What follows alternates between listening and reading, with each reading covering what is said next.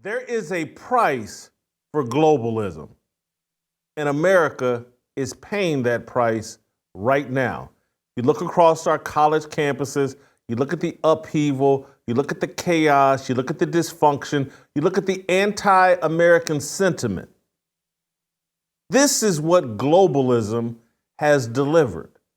And for those of you that have been reluctant to understand the brilliance of Donald Trump and the America First movement, you're about to get a very hard lesson. This is only the beginning of what is going to take place in America the longer we continue with this global agenda. As long as we think we are the world, we are the children, we're not. We're America, and we need to prioritize America first. We'll talk about it today.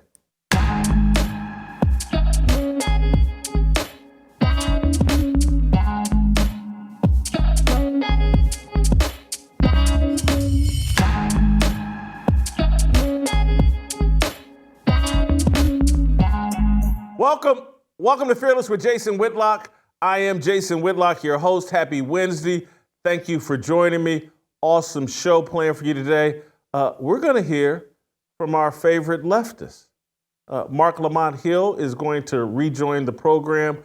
He and I will discuss what I'm about to discuss here in this fire starter about the price of globalism. Kevin Donahue and Virgil Walker will be with me for Tennessee Harmony, where we'll continue the conversation about globalism. No Anthony Walker today. He's out on business. First thing you guys can do is make sure you're checking out the extra content we produce, Extra Fearless. You can only get that by going to blazetv.com/fearless. Use the promo code Fearless, and you can save $20 on your yearly subscription. Please do that. There's nothing more you can do to support this show, me, the Fearless movement, than getting a Blaze TV subscription. Please do that. We also want to thank our great friends at Good Ranchers. This episode is brought to you by our good friends at Good Ranchers. Good Ranchers is locking in your price until 2026. When you subscribe to any of their boxes of 100% American meat and seafood, use my promo code Fearless at goodranchers.com and save 10%. As I told you, awesome show for you today. It's coming from my heart. It's coming from just taking in what's transpiring all across college campuses, particularly these elite universities all over America. There's part of me that has mixed emotions about what we're seeing, but there's also part of me that's thrilled that the chickens are coming home to roost, that these elite universities and these experts that we keep platforming on television networks and everywhere and point, oh, these guys got it all figured out. I'm glad that these chickens are coming home to roost, and I'm not going to apologize for saying that. These college campuses deserve exactly what's happening on their campuses. We have created little Frankensteins.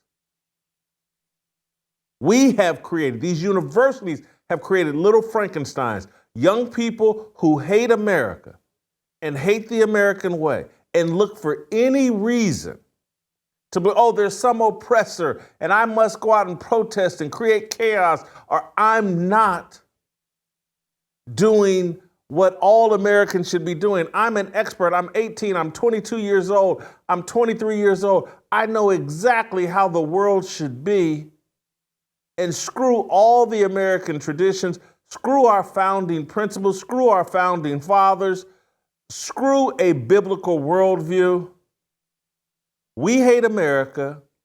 We've identified Israel as oppressors, and we're going to take over college campuses and make them as chaotic and as dysfunctional as the South Side of Chicago. I'm so happy it's happening. I've been crystal clear on this show. I can't stand elites. I can't stand Ivy League elites. I can't stand the overeducated idiots who have been placed in control of our country and who have convinced you that everything that goes on anywhere on the globe has direct impact on America, and we must send billions and trillions of dollars any and everywhere. This is the price of globalism. Thinking that anything that happens in Ukraine or Russia has a direct impact on us. And so our congressmen must send as many billions of dollars over to Zelensky in Ukraine as possible. Oh, there's conflict between Israel and Palestinians that's been going on for decades and nearly a century, however long it's been going on. We must send billions and trillions of dollars to them as well. And so the young people who we have not discipled correctly, who we have not developed correctly, and we've been sending off to these indoctrination camps called college campuses, they're wilding out. They're wilding out. And so Columbia University, let's start with UCLA. I want to start with UCLA because they had a bunch of campus violence where the protesting groups started going back and forth and violence with each other. And it looked like, oh, hey, this looks like the baby vice lords and the gangster disciples on the south side of Chicago.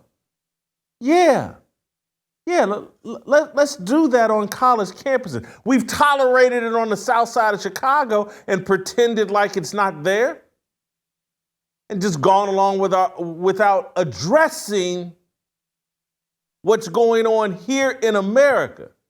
You understand? That's the mentality of America first. We have problems here in America that need to be addressed, but no, let's worry about Ukraine.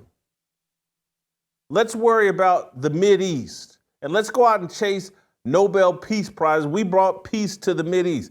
And listen, I know everybody's not going to love what I'm saying today, but I'm not going to apologize for being America first. We got so much chaos and craziness and foolishness going on right here in America. I was going to start with let's play some of these videos of the violence. These are the protesters going at each other. But I also want to connect this lunacy, the protesters on UCLA's campus going at. I want to connect it to what's actually being taught at a school like UCLA, and how we've lost the plot. We've raised a group of idiots in these college campuses, and professors are actually discipling a group of idiots. I want to play you this clip. It's SOT number 1. A professor at UCLA had a speaker, a black transgender rapper, and he did a song called, and we'll play this one, He's on the Top. And apologize if you're watching with your kids, but I'm just telling you what the name of the song is. And they're teaching this at a college campus. He's on the top, on the bottom. This is on a college campus. A college.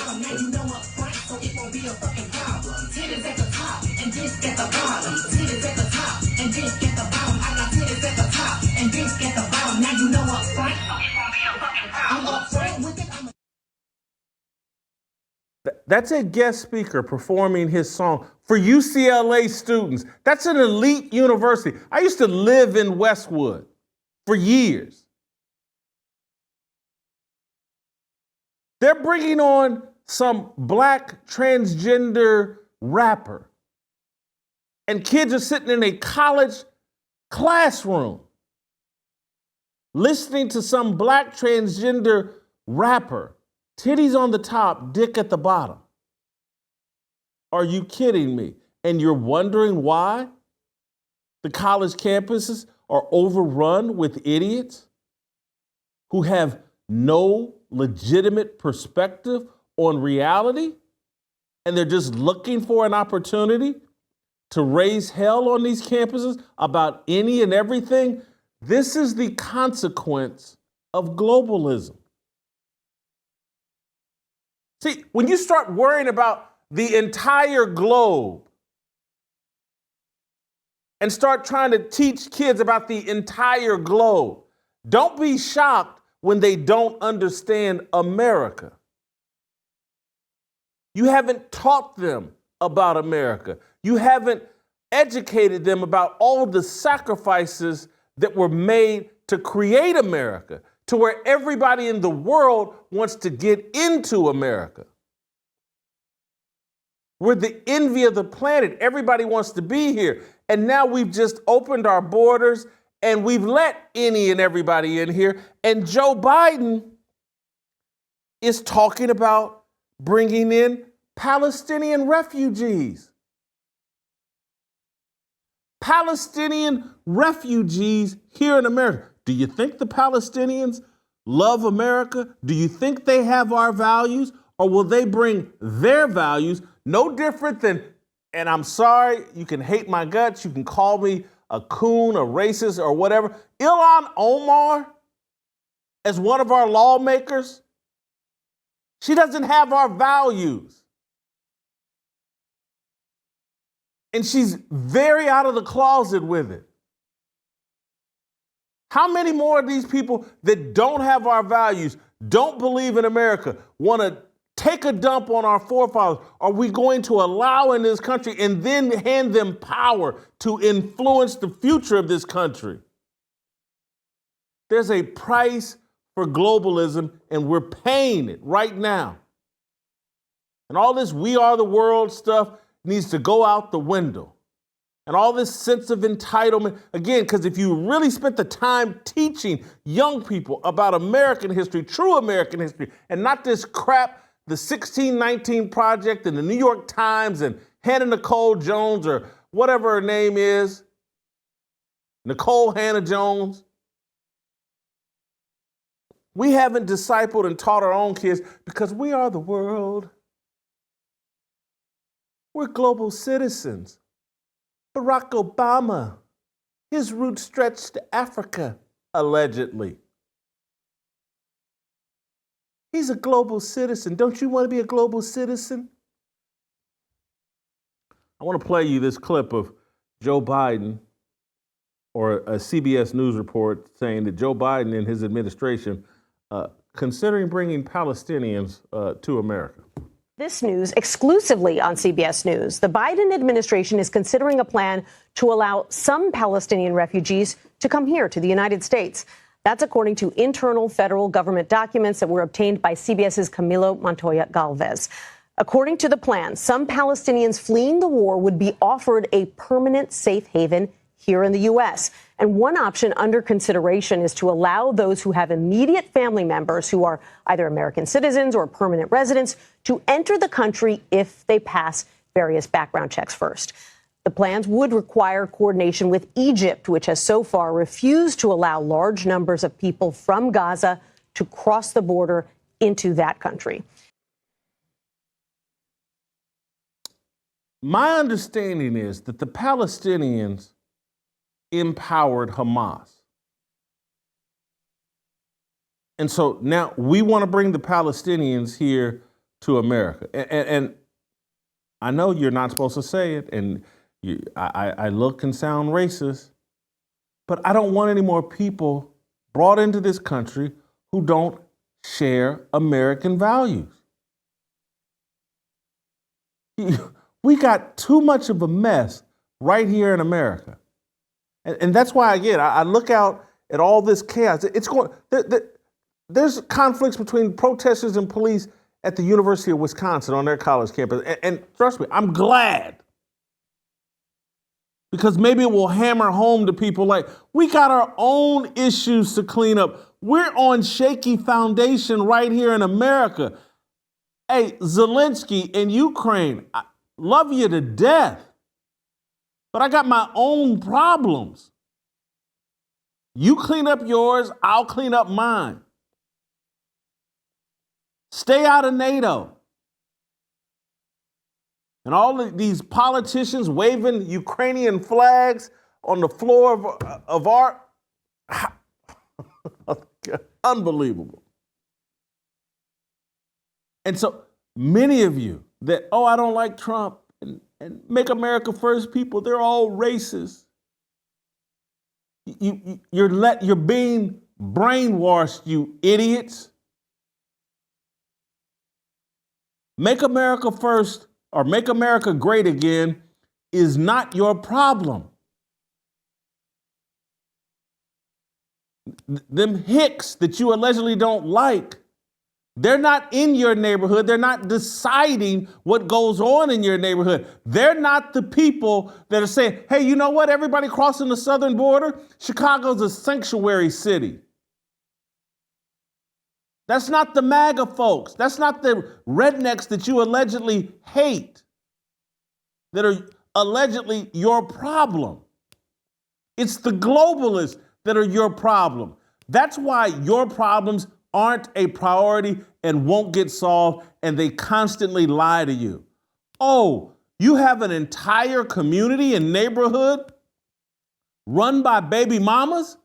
Oh, if Congress would just give you more money, and if people would support Black Lives Matter, the Crips and the Bloods and the gangster disciples and vice lords, they'll just pack up and leave. Or those problems will go away. All we just need are a few more DEI scholarships. If more people like Joy Reid and these movie stars and basketball players, if they get more money, if they become more popular, if they get in control, it's just going to trickle down and it's all going to rain on you. No, those people don't care about you. They don't care about America. They're not going to fix your problems. The people actually, and I'm sorry, Jack, I just got to tell you the truth. The Make America Great Again, they will fix your problems. Because if you were in your right mind, you would have the same values as them. You would be saying like, hey man, we got stuff right here in America that needs to be our number one priority. We need to bring those manufacturing jobs that Bill Clinton and everybody sent everywhere through NAFTA. We need those jobs right back here. We need to empower men. Baby mama culture, matriarchal culture does not work. We need strong men leading families. Turn off the movie The Color Purple, open up a Bible, and deal with the truth. The Color Purple is not the truth. It may be an example of some idiots, but it's not the truth.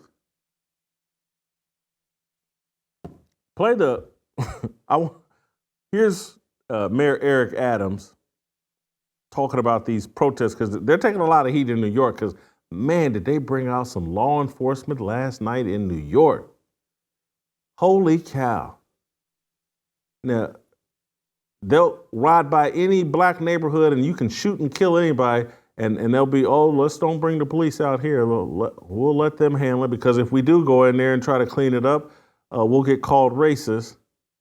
But let some stuff pop off on Columbia University's campus, and they'll bring out the National Guard and unleash the police, and they'll start climbing through windows and arresting people.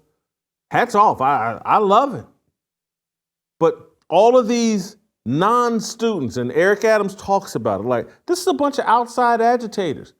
This is a bunch of people we've allowed into the country who don't share our values, who are just stirring and stirring and stirring trouble because they want to uproot our Constitution, our way of life, the things that all of our ancestors sacrificed for. And I know you've been led to believe, some of you, that black people had nothing to do with the success of this country.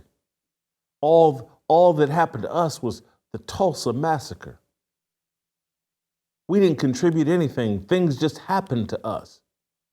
You've been lied to. But Eric Adams, he's starting to figure, and that's why this is so good that this is happening. I'm just sorry. And I may get heat for saying that. But this whole little leftist, global, Marxist, communist movement, I'm so happy it's blowing up on college campuses, and the media is being forced to cover it so you can see where this all leads. Let's play Eric Adams. And so the request we received in writing could not have been clearer. While those who broke into the building did include students, it was led by individuals who are not affiliated with the university. The school needed the NYPD's assistance to clear Hamilton Hall and the encampments outside, a dual operation on the grounds that took place successfully, clearing the tents, taking back and reclaiming Hamilton Hall. And we said from the beginning that students have a right to protest, and free speech is the cornerstone of our society. But as our major concern, we knew and we saw that there were those who were never concerned about free speech. They were concerned about chaos. It was about external actors hijacking peaceful protests and influence students to escalate. There's nothing peaceful about barricading buildings, destroying property, or dismantling security cameras. We cannot allow what should be a lawful protest to turn into a violent spectacle that saves and serves no purpose, as I said. See, that's reality starting to smack these people in the face. Because trust me, Eric Adams is one of these globalist, leftist, Marxist idiots. That's the train he rode in on power. Now he's having to deal with the reality, these little Frankensteins that they've created all over the country, but particularly in New York. Now he's frustrated and wants to do something about it. You should be frustrated and want to do something about it. And the number one thing you can do is divorce yourself from the globalist mindset. We are the world, we are the children, does not work. You sitting around worried about, hey, I wonder if my neighbor's kids, if I can do something to fix them, and ignoring your own kids in your house. That doesn't improve your neighborhood.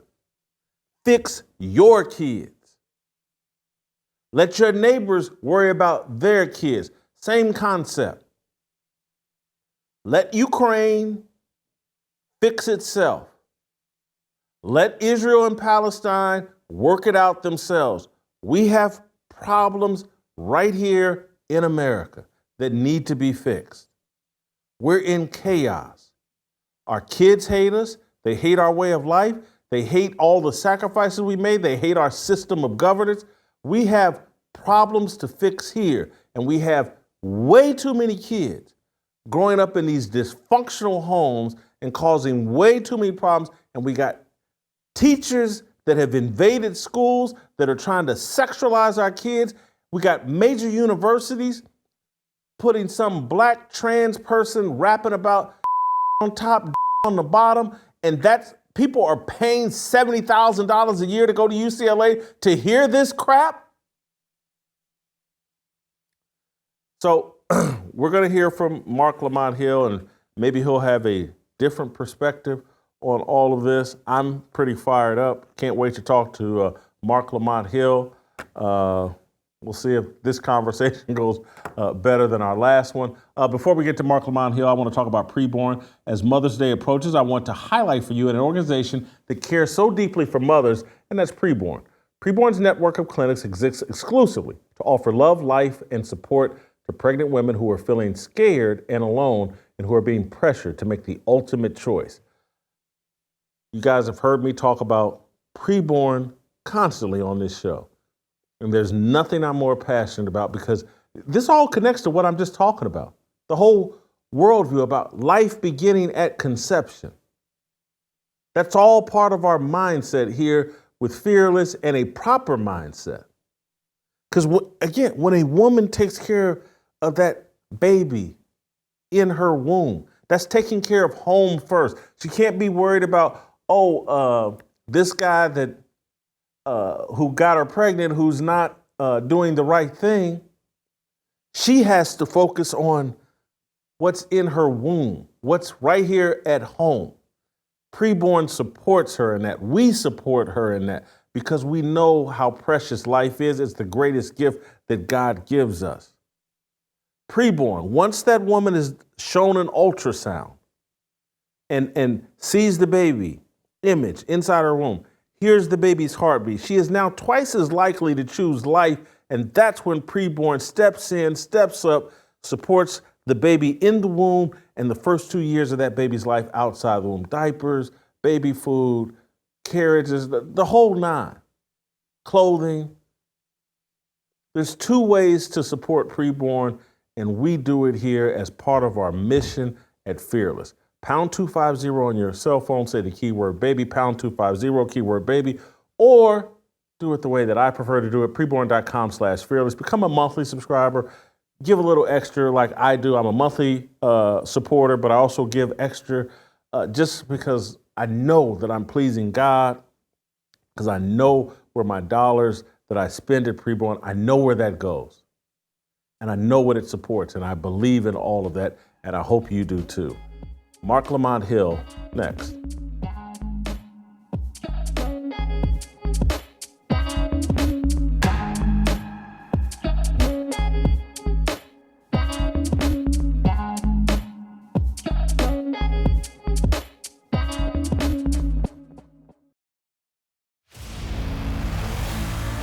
There are voices and songs crying out for men to live up to their biblical responsibilities, to correct a corrupt and broken culture. We can no longer afford to ignore the tug on the heart that all good men hear and feel. We have lost our way, and we know it. You can see it in the eyes and actions of scared, frustrated, and confused children. Free speech, it's under attack. The meritocracy, it's been scrapped in the name of diversity, equity, and inclusion. Identity politics separates us by color. As we step further and further away from our identity in Christ, Satan steals the innocence of children. Join me. We need courage, not perfection. John Rich. You're the benefactor of the fact that the founding fathers recognized that's where your inalienable rights come from. Glenn Beck.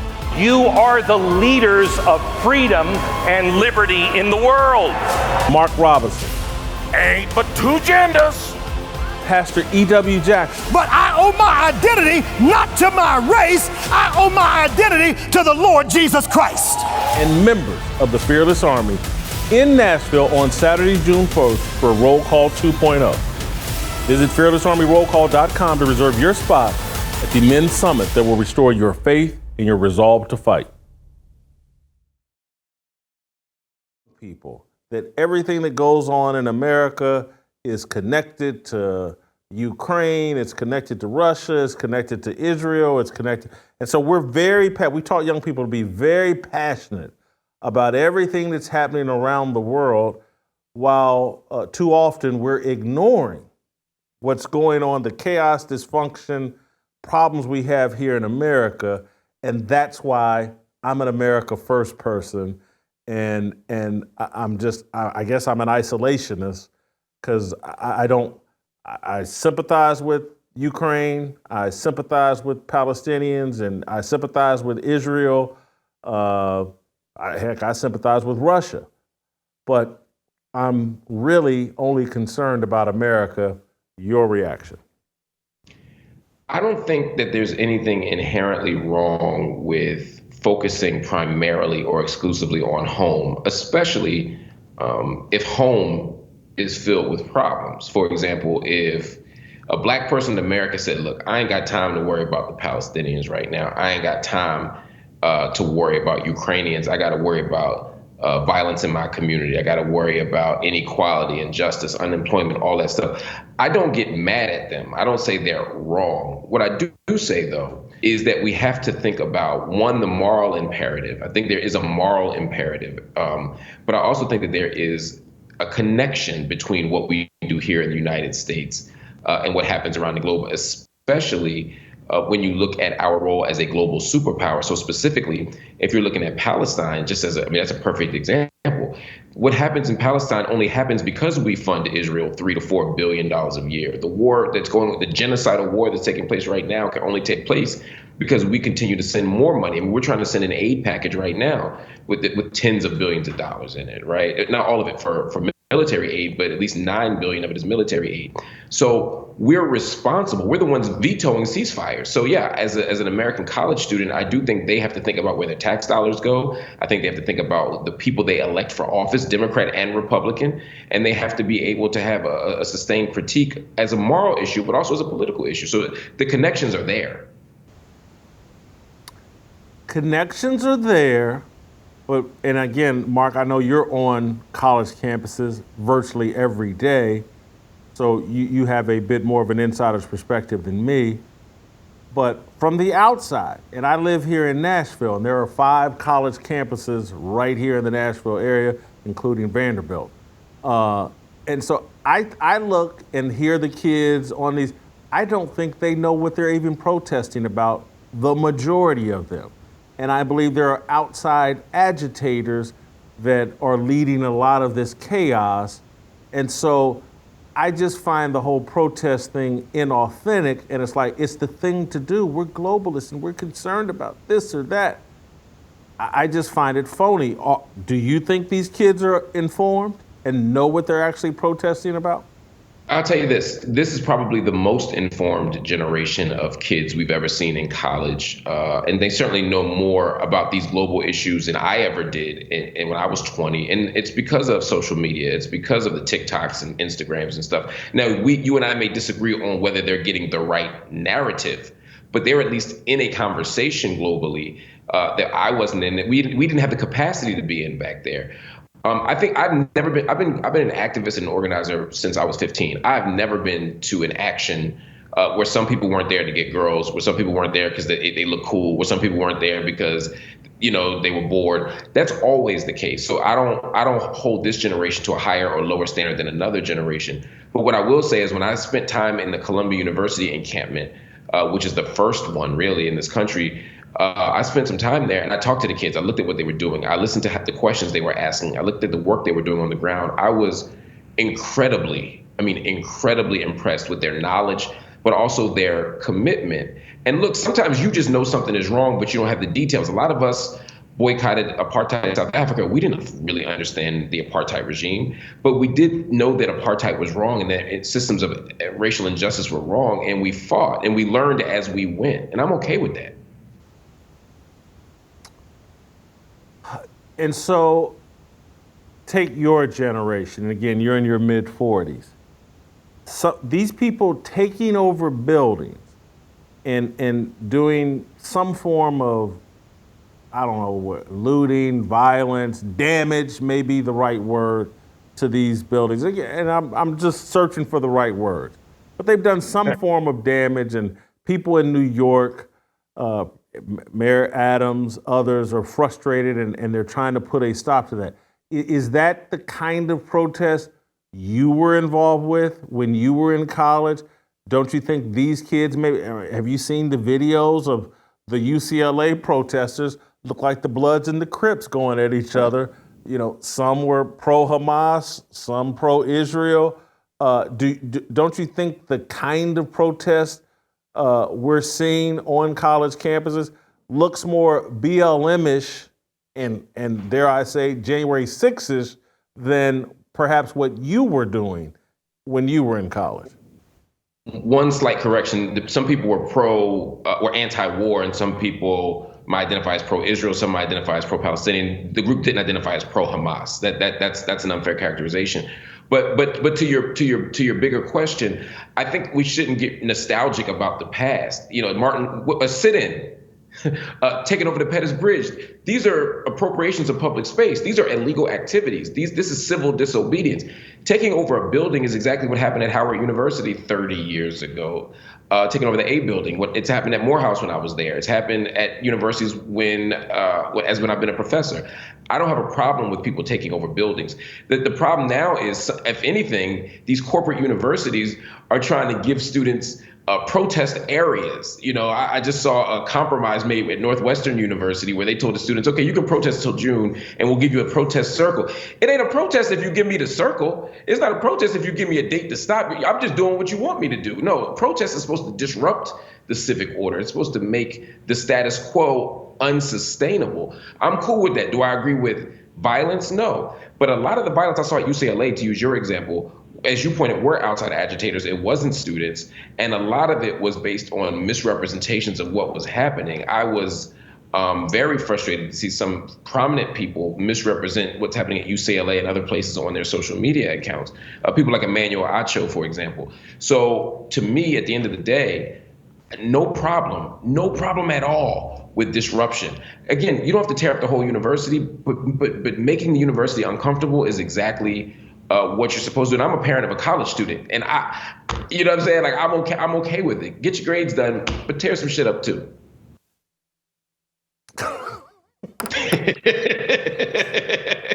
And so I hear that, Mark, tear some shit up too.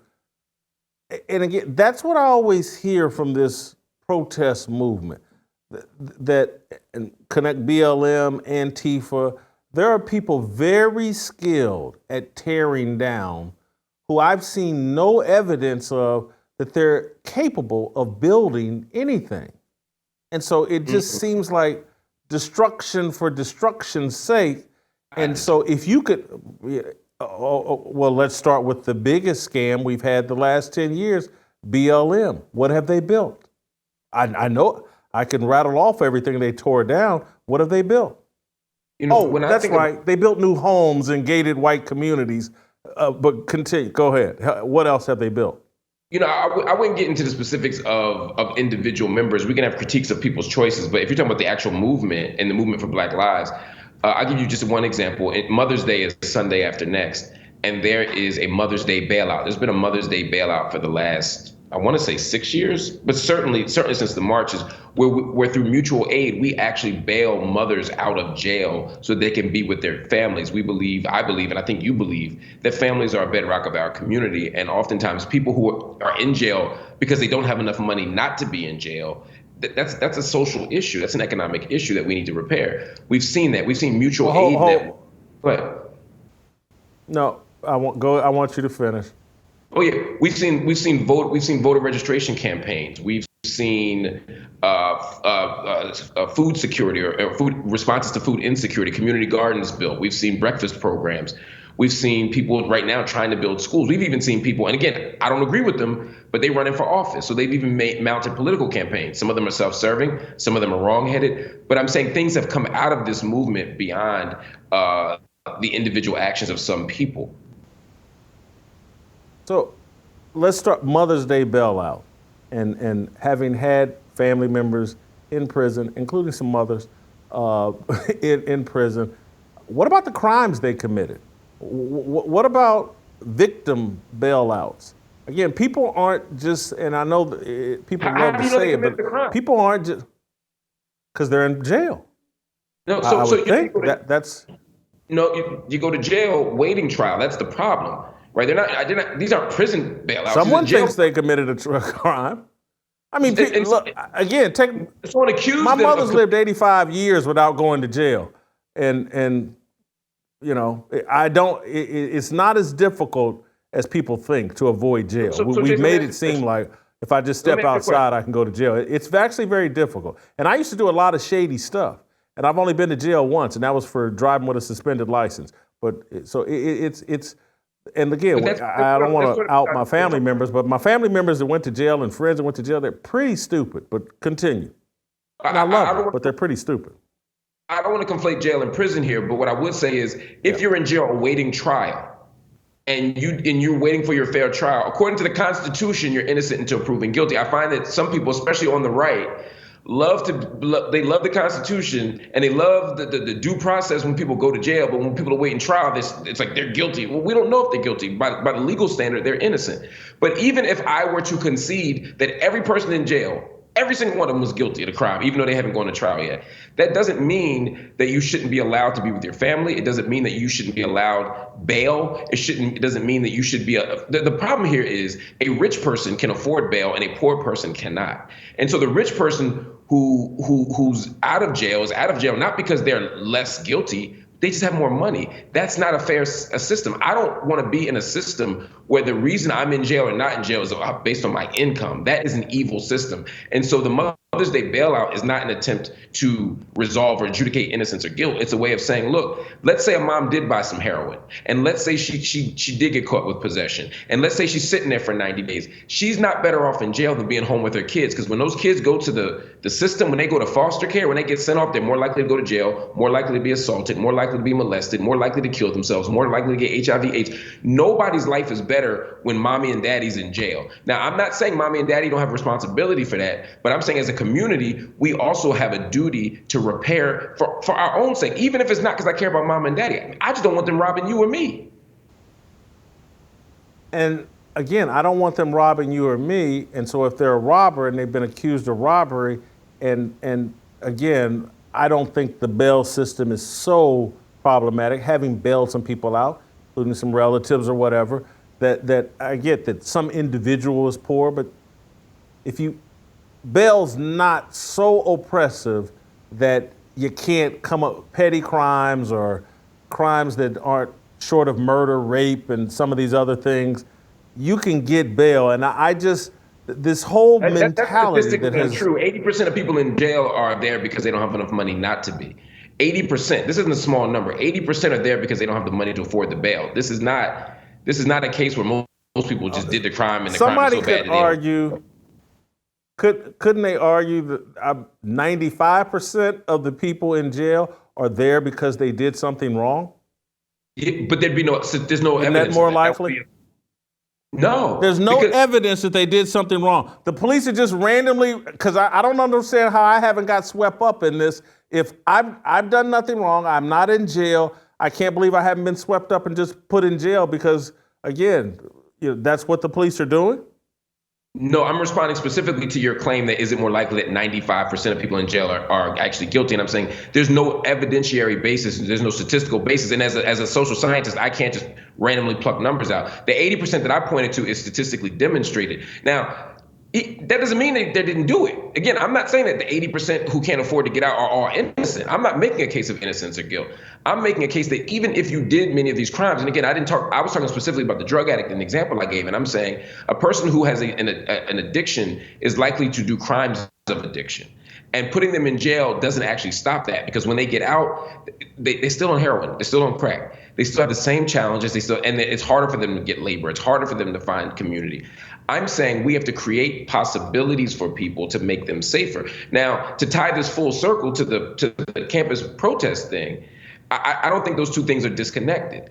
I would say to somebody who's looking at Palestine, for example, and say, look, yeah, if you're in the hood, you might not be able to worry about Gaza because you worried about what's happening in South Central, or you're worried about what's happening in North Philly, and I would say that's okay. But even the way that we do security, even the way that we talk about policing, even the way we talk about incarceration is connected to Israel and Palestine, because U.S. police are trained, some of them, not all of them. Some U.S. police departments are training in Israel, and some Israeli police departments and military are training in the United States. It's a mutual thing. I'm going to be very clear about that. Israel's not teaching America how to kill black people. That would be an anti-Semitic blood libel. I'm saying that both nations share security tactics and policing tactics, which do impact how we are policed and how the vulnerable racialized populations, whether it's Palestinians or black people in the United States, are treated by law enforcement. So I'm saying we can draw connections here or there, or I could make it even more basic than that. I could say, and maybe you would agree with this more, Jason, I could say, if we weren't sending $16 billion, if we weren't sending $16 billion in bonus military weapons to prosecute an illegal war in Gaza right now, maybe we could use that money to invest in communities and in neighborhoods and in schools and in opportunities so that people could do well for themselves. Maybe if we spent the money differently, we wouldn't be here. So, I mean, I think there's lots of reasons to connect over there to over here. Well, for me, there are no political or financial solutions for spiritual problems. We have a spiritual problem. We have a corrupt culture throughout America. Throughout America. I'm going to personalize it, though, to African Americans, black people, because you have, and a lot of these arguments are always framed as, hey, people of color are oppressed. And the understanding, again, if we just narrow the focus, because I don't know all the details of Palestine and Israel, but if we narrow the focus to America, there are certain cultural characteristics, a criminality that is promoted through rap music and through whatever the culture is that actually leads people to making the kind of mistakes and choosing the kind of lifestyle that will put them in prison. Because what I've seen is a lot of black people, a lot of my friends that I grew up with, when those people that don't participate or believe in that corrupt culture, they're not getting locked up. They're not getting arrested on petty crimes or big crimes or anything. They're out raising, taking care of their family, providing for their family and all that. So there are cultural things that I think are impacting America far more than skin color things. And I think it's a very nice, simplistic argument to make on television or on social media that everything's related to race and everything is oppressor versus oppressed dynamic, when a lot of this, much of, if not all of it, is just like, what culture have you chosen to participate in, believe in, live by? I'm choosing to, and I used to not be this way, but I'm trying to embrace a Christian culture. And it keeps me, but even when I was just like half-stepping, a little bit Christian and a little bit of the world, it just wasn't that hard for me to avoid jail. And all this sympathy we have for everybody that's in jail. And again, I've people that I love in jail, but I know what they did to get there. And I hear all the stories about the people that I was just minding my business and I was on my way to church and I had just finished my college course online and the police scooped me up and accused me of X, Y, and Z, and now I'm in prison. I just haven't met those people. I hear the stories, but I just haven't met them.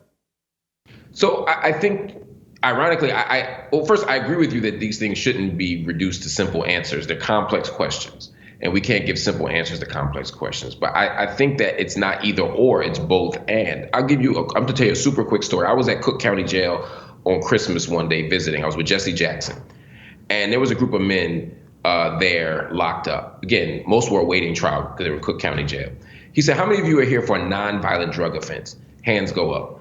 How many of you are here over the age of 22? Almost no hands up. These would be 18, 19, 20. How many of you finished high school? Almost no hands go up. Broken education system, lack of access to jobs. How many of you have children? Hands go up. How many of you have 2 kids? Hands go up. He stopped asking after that. I don't think he wanted to ask what number 3 was.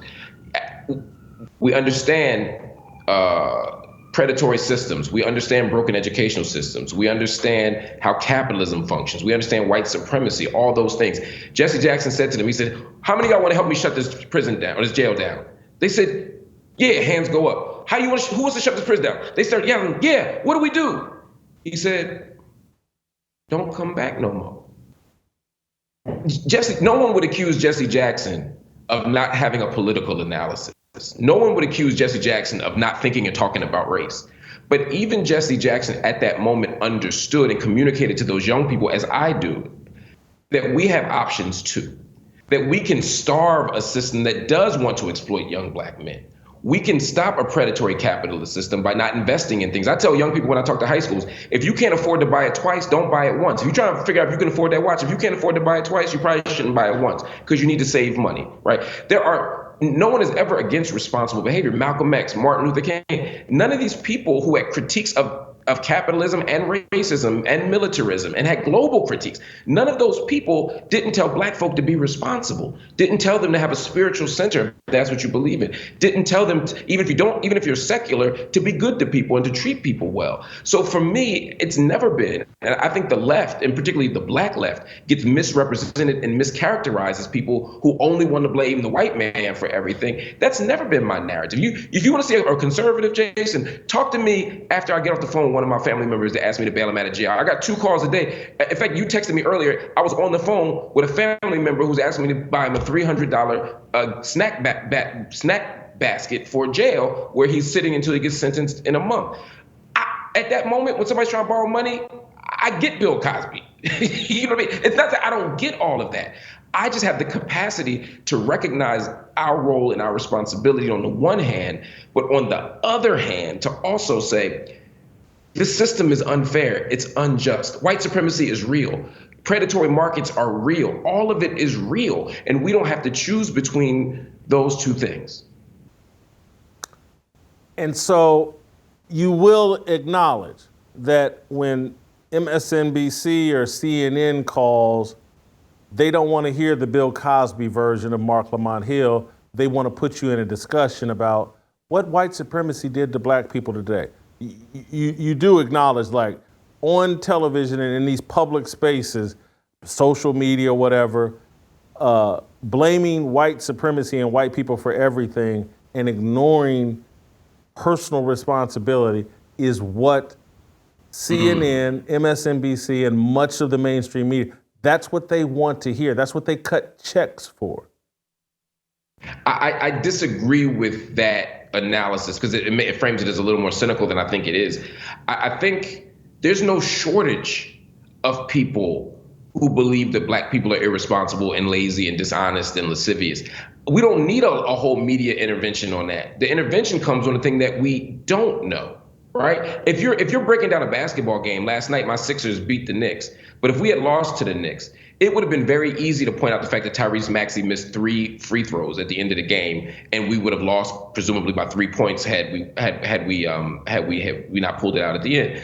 That's the easy analysis. You don't need to be a sports expert to analyze that. It's what about the other 3 quarters? It's what about Embiid's turnovers, right? It's what about our failure to go over screens rather than under them, right? Like, the point is, there's a deeper analysis that needs to matter too. It doesn't mean his free throws. What about an accurate analysis?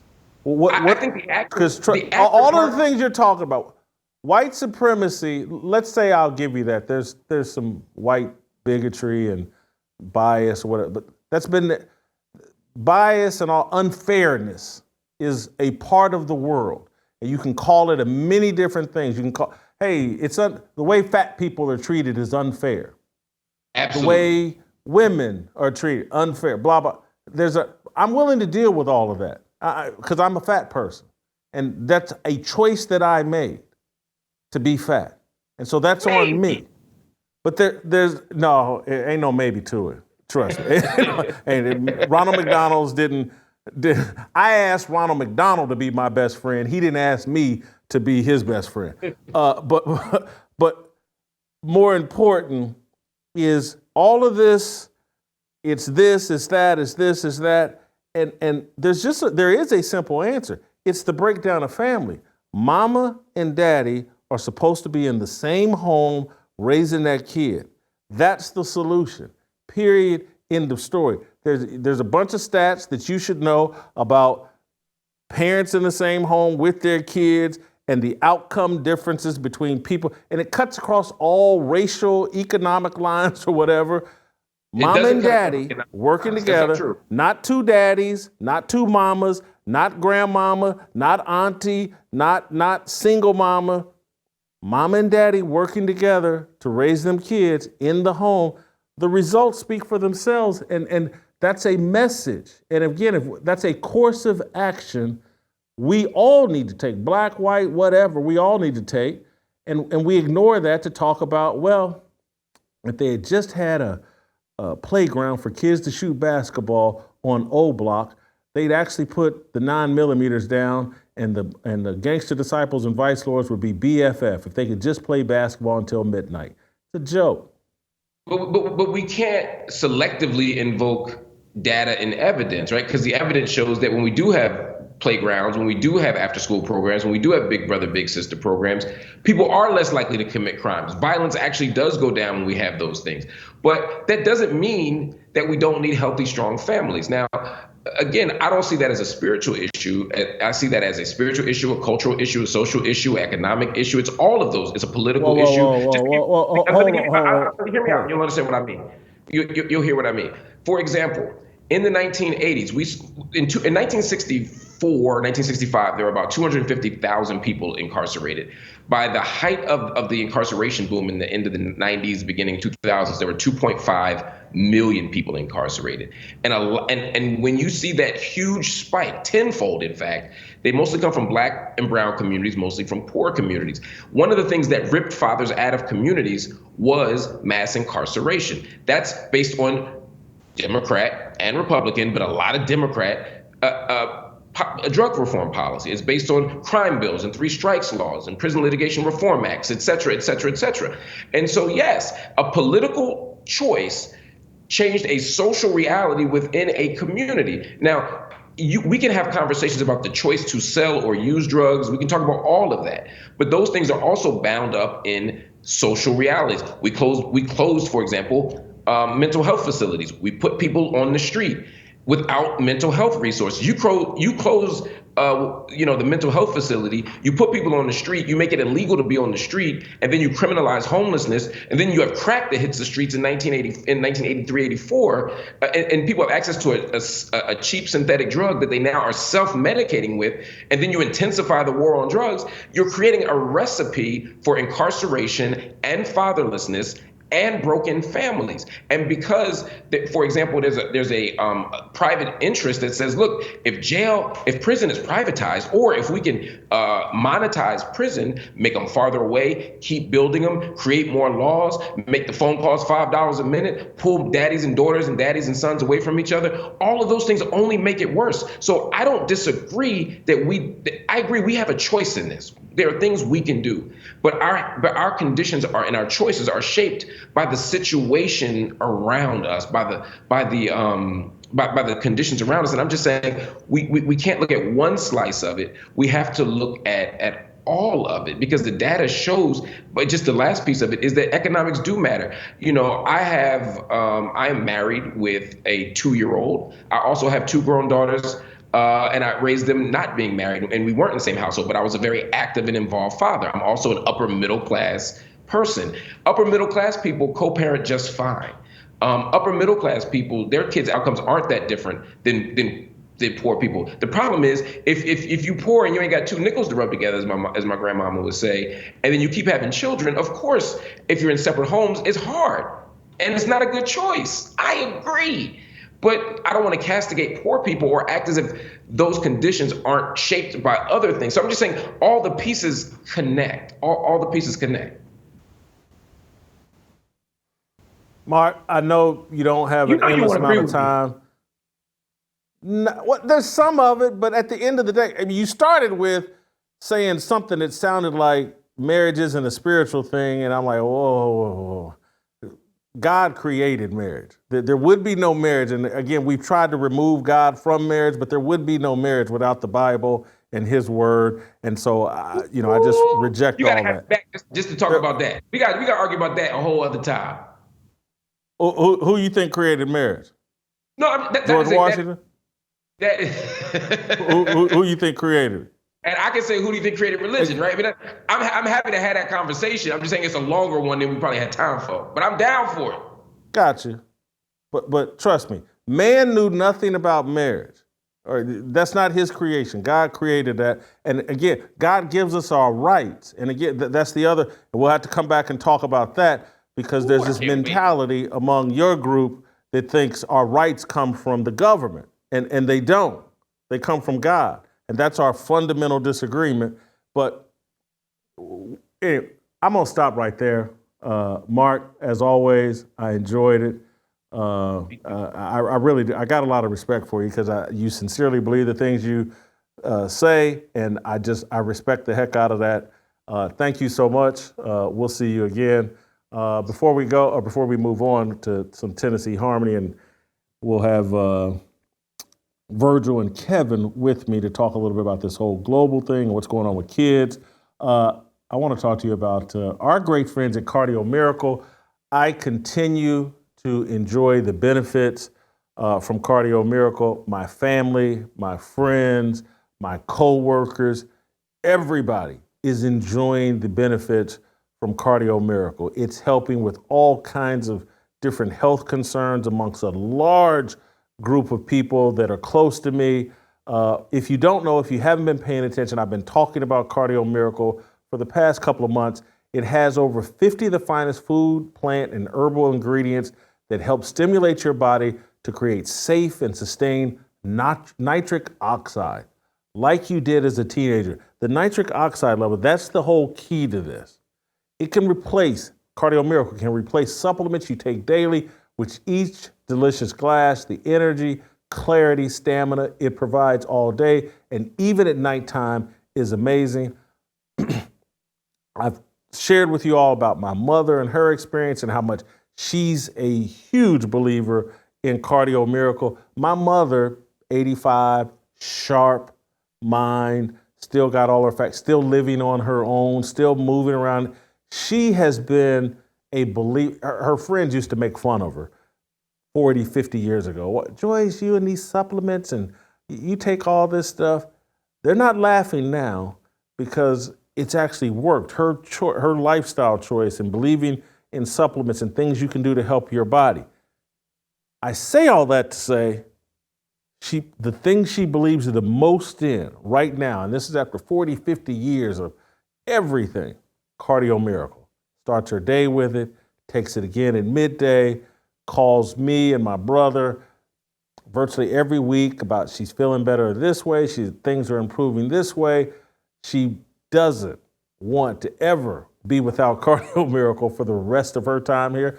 And the way she's going, that might be a lot longer than most 85-year-olds. Cardio Miracle is a game changer. Please go to cardiomiracle.com/fearless. Use my promo code fearless to get 10% off your first order. You can subscribe and save 15% off with free shipping. That's cardiomiracle.com/fearless. Tennessee Harmony next.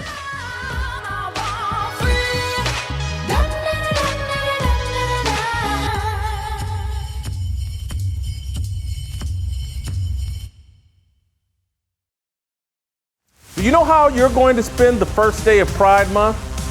I know how I'm going to spend it. Honoring God, my Lord and Savior, fellowshipping with other men who are concerned about the direction of this country.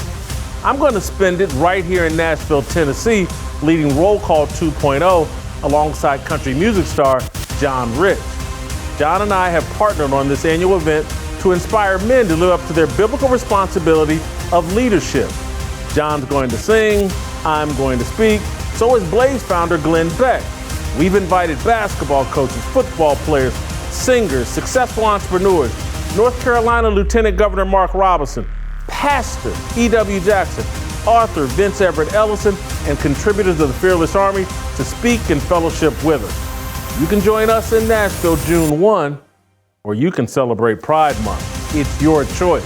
To join us, visit fearlessarmyrollcall.com and reserve your spot. That's my argument. I can have this argument without calling you a bunch of names. You're a meaner. I'm not even sure, honestly, if you can follow what I'm saying. What? I really don't care about the Bloods. I don't care about you shooting up strip clubs. I don't care that you have a gang member's mentality. Gangs are mostly for punks. We robbed the wrong person who is a homie. We stole guns from him, okay? On accident. I'm not talking about you specifically, but let's just talk in general. To be in your 40s and repping a gang and then putting out videos like the next one where you're shouting out O Block. We really out here, O Block, Chi-Town. That's borderline retarded behavior. I don't think you're allowed to say that word, you know? Morty, I'm not disparaging the differently able.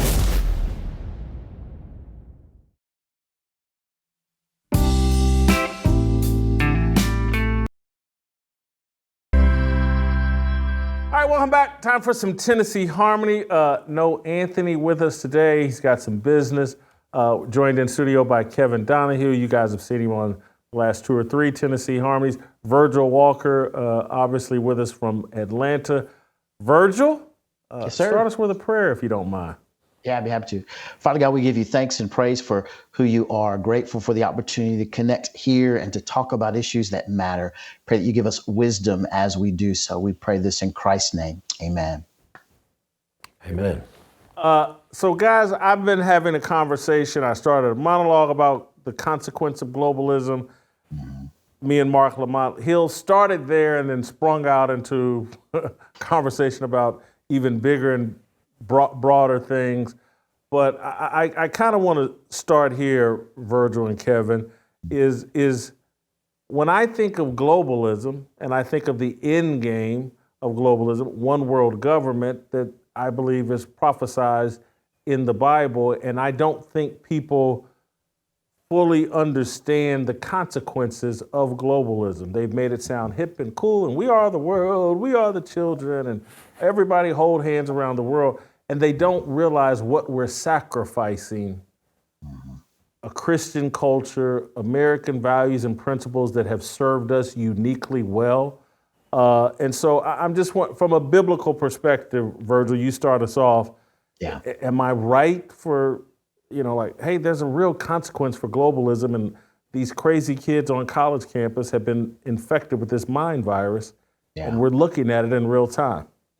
No, I think there's a lot to be said for what we're witnessing as we watch all of these things kind of play out on college campuses. I think the impact of what we're seeing there is of decades of Marxism taught, of postmodernism taught, of humanism, of secularism infecting the minds of students that are there on the campus, and that's all playing out.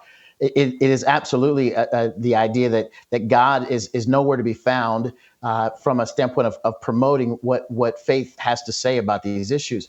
As it pertains specifically to your question, though, relating to globalism, Scripture really doesn't speak directly to globalism, but it does speak to issues related to some of the things you raised. For example, we have in Acts chapter 17, verse 26 and 27, we have the idea where Paul is speaking, and he's basically saying that God created from one man, he created every ethnicity, every ethnos, every nation under heaven, and he gave them the boundaries by which they were to live. And so what you see there is that God provides these divisions, these boundaries by which we are indeed supposed to live. Those boundaries are there for a reason. They are there to build culture, for us to understand who God is in the nature of the space and place that he has us in. The other thing that I thought about as it relates to this particular subject, went back to Genesis chapter 11. The Tower of Babel, right? You see kind of the closest thing we come to kind of the globalist mindset is the Tower of Babel, where all of mankind gathers together, builds a tower to God, and really all of it is in an effort to usurp the authority of God. The thought process there is there's nothing that we can accomplish apart from God. Outside of God, we can do whatever we desire to do. And what did God do? He came and confused their languages. And separated them. And so from there, you have the diaspora, all of this separation of people and languages and peoples and people groups and culture come out of that. And so what that says from a principle standpoint is the idea that mankind can come together, A, usurp God's authority, and B, begin to think of themselves as gods in essence, is very real as a part of what globalism brings about. Now, again, the text of Scripture, to be clear, is not about globalism. It's about God's sovereignty over all things, over mankind. But I think the principles that we're seeing appear, the God complex, governments usurping the authority that they've been given by God, getting into the people's personal lives, people's individual lives. All of those elements are there, and I think from Scripture you can look at those pieces, those elements, and recognize that what we're seeing in current culture is not beneficial. Kevin? Well, even the United States is designed, each state is designed to govern itself under the authority of a constitution. Why is that? Well, each state is different, has a different culture, different agriculture, different industry. And so, I think while we think nationally, we also have to think locally. What makes culture unique? It's typically three things. One is language. Our language makes us different. Our religion, that's our moral framework. And then our geography, right? So we're all different. And what I do know is in Matthew 28, Jesus says, go and preach the gospel to all the nations, right? The good news. So what's going on the college campuses? To me, I look at it through a couple lenses. One is a historical lens. Where has this happened before in the past? I look through a theological lens, like what is the philosophy here or the theology that these people are protesting about? And then I also look at it from an economic lens, like what is going on in the world? Who's taking advantage of this opportunity, this chaos? Because that's what it looks like to me is pure chaos on campus. I said to Marc Lamont Hill, and they're using young people who don't really even know what they're protesting, but hey, it's cool and it's fun. And I pointed to like particularly UCLA, because I saw a video earlier today, or maybe it was last night.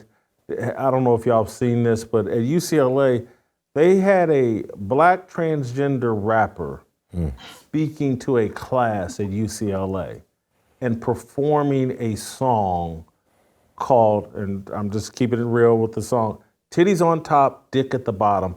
I want to play this clip. I got titties at the top and dick at the bottom. Now you know up front, so it won't be a fucking problem. Titties at the top and dick at the bottom. Titties at the top and dick at the bottom. I got titties at the top and dick at the bottom. Now you know up front, so it won't be a fucking problem. I'm up front with it. Wow. This is an elite university, costs out-of-state people $70,000, $80,000 a year to go to UCLA. I lived in Westwood for many years, and I'm just like, they're teaching this on college campuses, and then we're surprised that the kids are confused and angry and looking for something to be a part of that makes them feel like they're contributing something positive to the world. If this is what we're feeding with them, I'm not surprised. Virgil, hop back in here.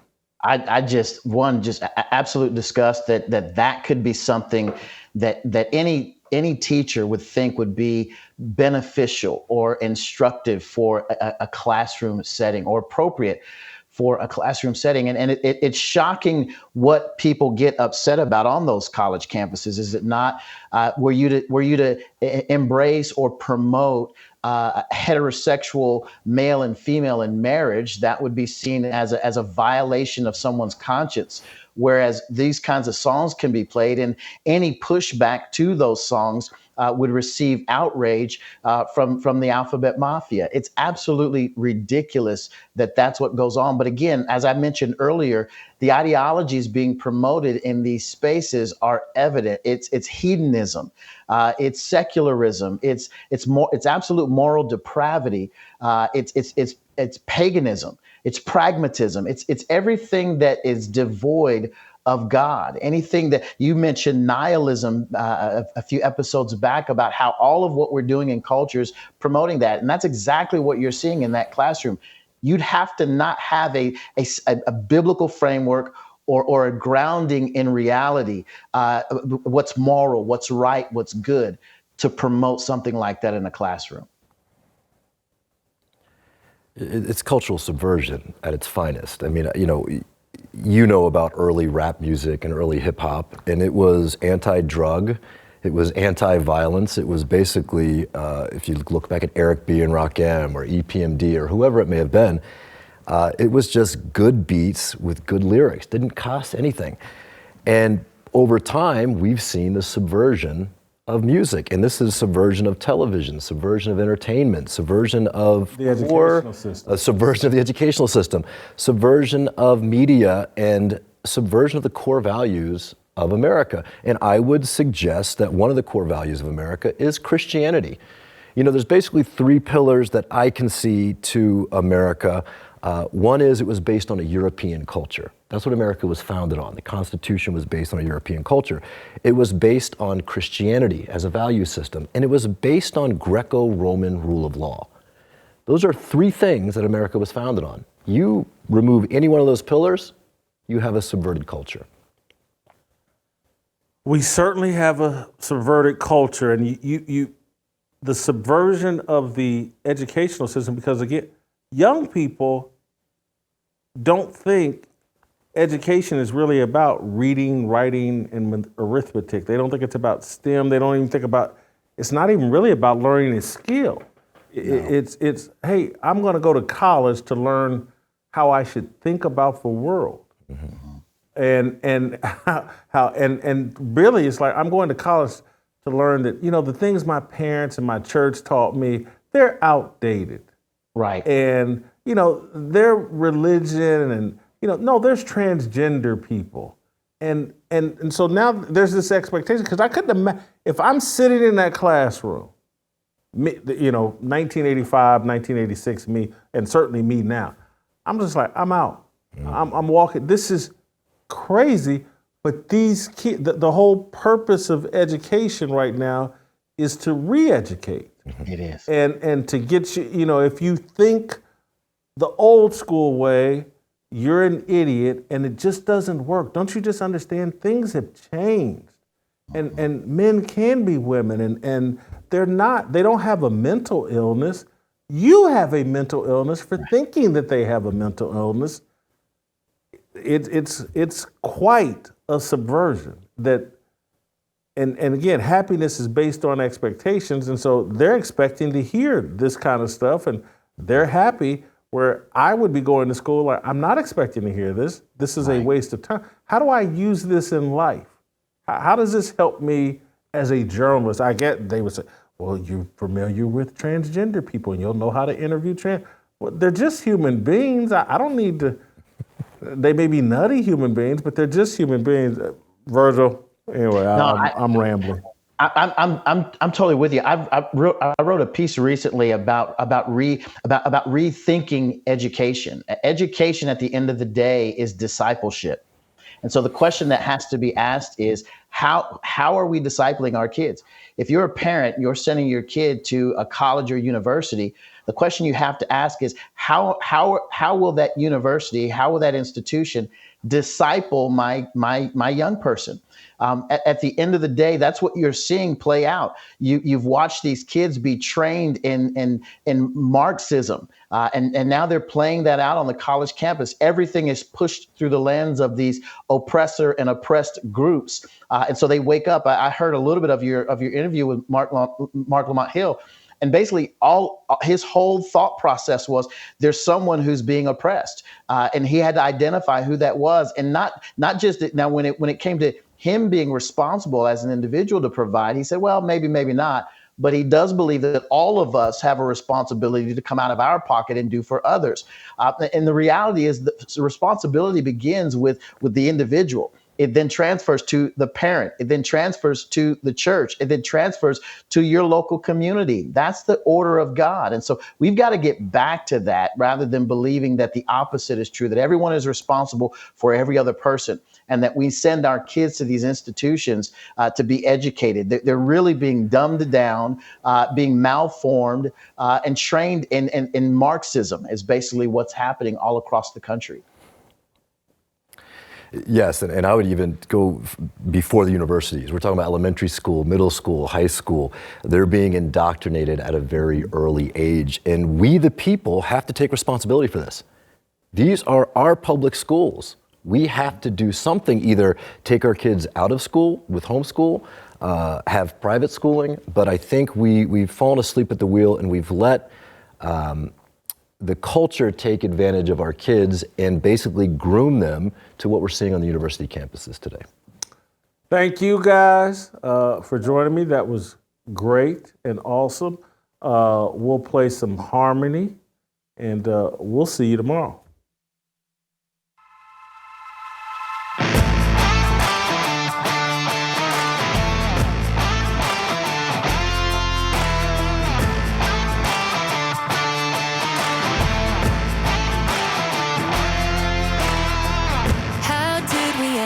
up so divided. Stop fighting and stand tall. We used to be a nation, one united.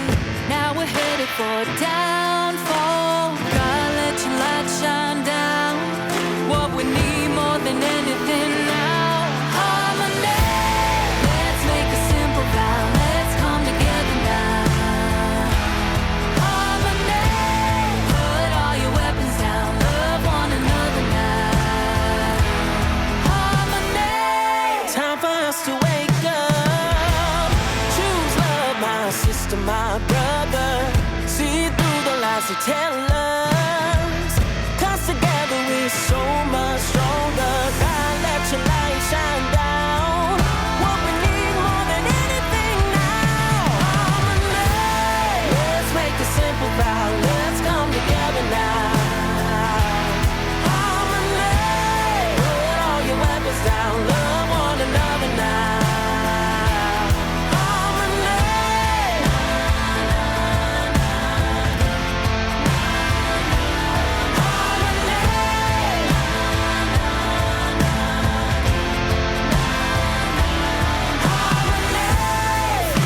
The enemy won't let it get to me. Open up your eyes